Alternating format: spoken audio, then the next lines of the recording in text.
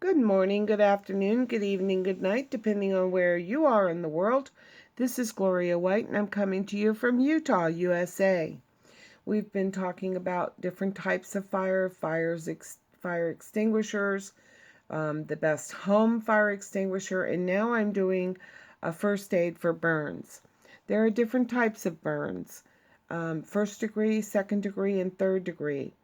Those depend on how deeply into the body the burn occurs. And depending on where on the body the burn has occurred as to whether or not you need to seek medical attention immediately. So let's take a look at this. All right. And I don't know why it is that it is doing this. It wasn't doing this when I found the article, but it seems to want to keep the ad there on the side of the page. So I'm trying to adjust the screen so we don't have to see that every second. Okay. All right. The skin has an important role to play in the fluid and temperature regulation of the body. If enough skin area is injured, the ability to maintain that control can be lost. The skin also acts as a protective barrier against bacteria and viruses that inhabit the world outside the body. The anatomy of the skin is complex, and there are many structures within the layers of the skin.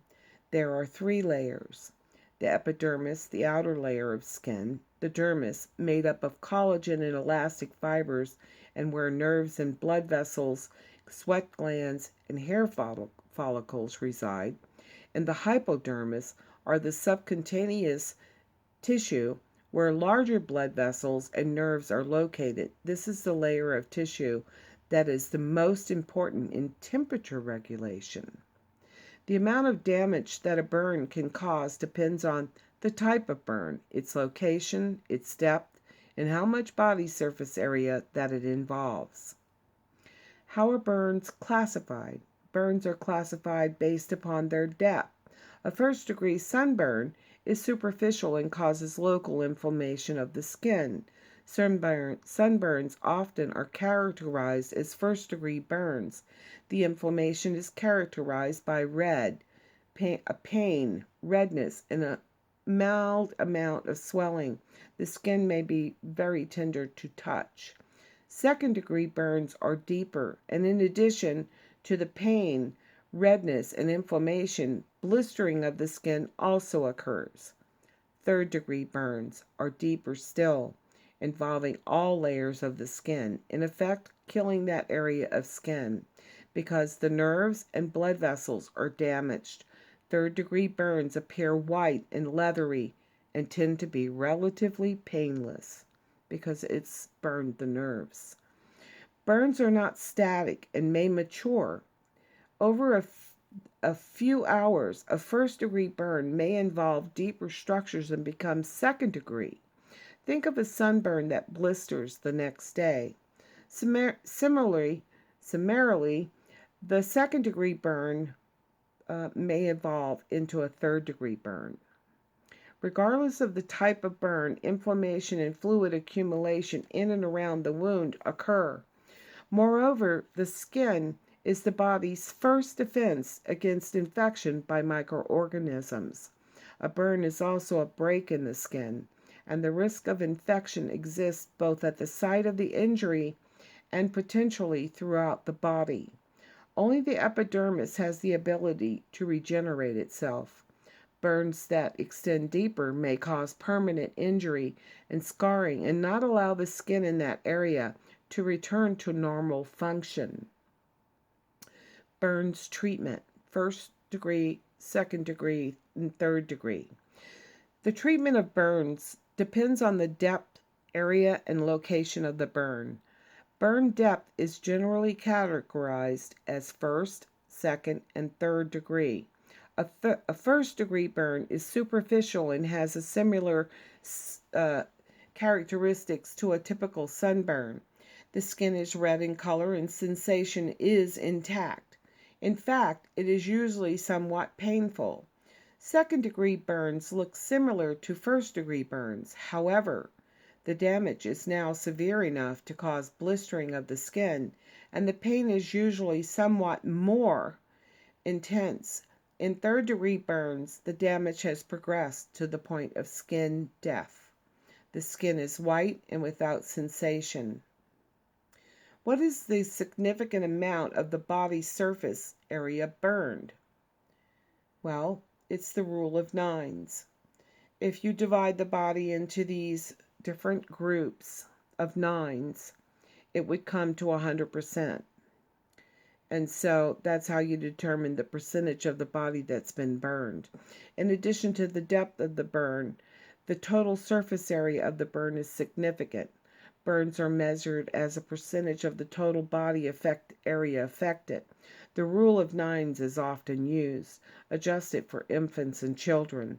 This calculation is based upon the fact that the surface area of the following parts of an adult body each correspond approximately 9% of total, and the total body area is of 100% is achieved. So the head is 9%, the chest is 9% on the front, the abdomen on the front is 9%, the upper, mid, and low back and buttocks 18%, each arm 9%, each palm 1%, the groin is 1%. Each leg is 18% total. Front 9%, the back 9%. You add them together, you get the 18%. As an example, if both legs, 18% times 2 equals 36%, and the groin, 1%, and the front chest and abdomen were burned, this would involve 55% of the body. Only second and third degree burn areas are added together to measure total body burn area. While first-degree burns are painful, the skin integrity is intact and is able to do its job with fluid and temperature maintenance. If more than 15 to 20% of the body is involved in a burn, significant fluid may be lost. Shock may occur if inadequate fluid is not provided intravenously. As the percentage of burned surface area increases, the risk of death increases as well. Patients with burns involving less than 20% of their body should do well, but those with burns involving greater than 50% have a significant mortality risk, depending upon a variety of factors, including underlying medical conditions and age. So it's how important is the location of a burn. Burn location is an important consideration. If a burn involves the face, nose, mouth, and neck, there is risk that there will be inhalation injury and enough inflammation and swelling to obstruct airway and cause breathing problems. If there is circumferential burns to the chest, as the burn progresses, the tissue involved may not allow enough motion of the chest wall to allow adequate breathing to occur. If circumferential burns occur to arms, legs, fingers, or toes, the same constriction may not allow blood flow and put the survival of the extremity at risk. Burns to areas of the body with flexion creases, such like the palm of your hand, the back of the knee, the face, and the groin, may need specialized care. As the burn matures, the skin may scar and shorten, preventing full range of motion of the body area. What about electrical burns? Electrical burns may cause serious injury that is not,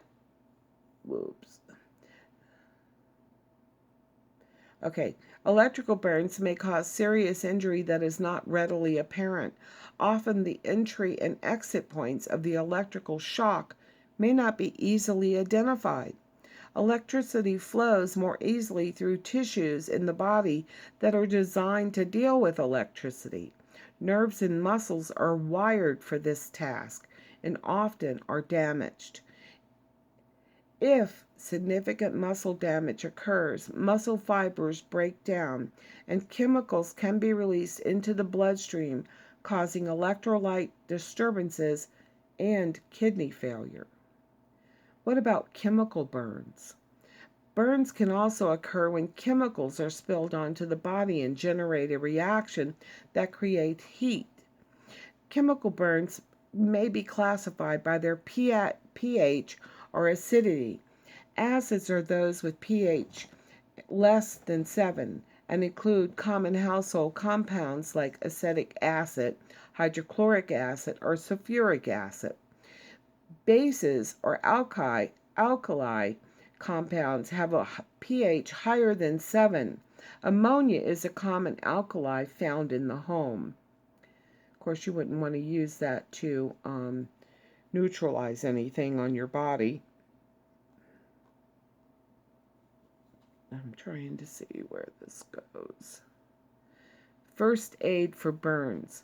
For major burns, second and third degree burns, remove the victim from the burning area, remembering not to put the rescuer in danger. Remove any burning material from the person, any of their clothing or shoes or hat or gloves, anything that's burning, get it off of them and do it as carefully as possible once you've extinguished the flame. Call 911 or activate the emergency response system in your area if needed. Once the victim is in a safe place, keep the person warm and still. Try to wrap the injured areas in a clean sheet if available. Do not use cold water on the victim. This may drop the body temperature and cause hypothermia. Now, I know that's kind of hard to understand, but if you remember what it said was that the skin and the lower layers are responsible for maintaining the body temperature. So if they've lost a lot of their skin, then their body's ability to stay at the proper temperature can greatly be affected by cold water.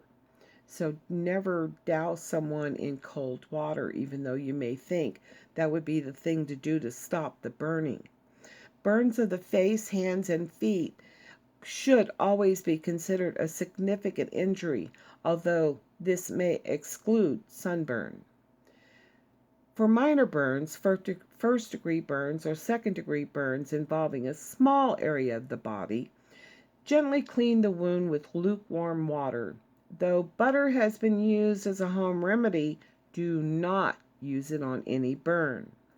Remove rings, bracelets, and other potentially constricting articles. Edema or swelling from the inflammation may occur, and the item may cut into the skin. The burn may be dressed with a topical antibiotic ointment like bacitracin or neosporin or silvadine or sulfadiazine, and you can get that. A topical is a preferred agent for most burns, and it is available over the counter in many locations. So preppers, if you have a chance to pick some of this up, do it.